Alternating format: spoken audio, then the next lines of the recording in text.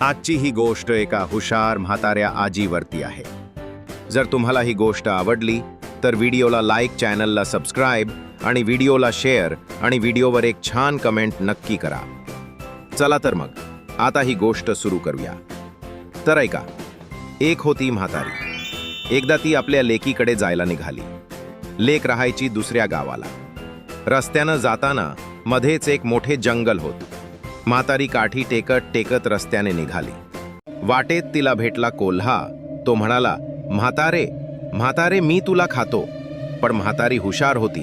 ती म्हणाली, मला खाऊन तुझे पोट भरणार नाही. त्यापेक्षा थोडे दिवस थांब, लेकीकडे जाते, तूप रोटी खाते, लठ्ठ मुठ्ठ होते, मग मला खा. कोल्ह्याला म्हातारीचे म्हणणे पटले. म्हातारी पुढे निघाली. तिला भेटला वाघ. तो म्हणाला, म्हातारे म्हातारे, मी तुला खातो. त्याने डरकाळी फोडली. म्हातारी त्याला म्हणाली, मला खाऊन तुझे पोट भरणार नाही. त्यापेक्षा थोडे दिवस थांब, लेकीकडे जाते, तूप रोटी खाते, लठ्ठ मुठ्ठ होते, मग मला खा. वाघाची अशी समजूत काढून म्हातारी पुढे निघाली. लेकीकडे गेली. ती खूप दिवस मजेत राहिली. खाऊन पिऊन लठ्ठमुठ्ठ झाली.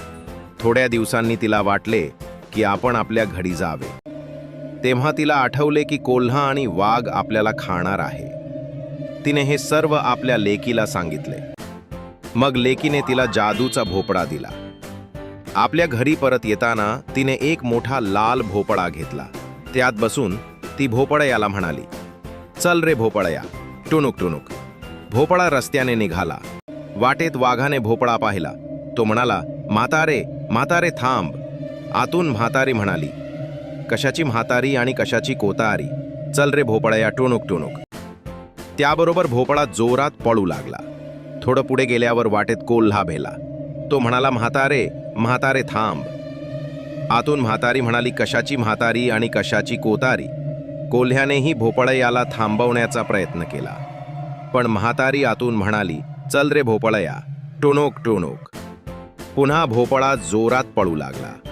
अशी होती म्हातारी हुशार. कोल्हा आणि वाघाच्या तावडीत ती काही सापडली नाही. भोपळयात बसून ती सुखरूप आपल्या घरी पोचली.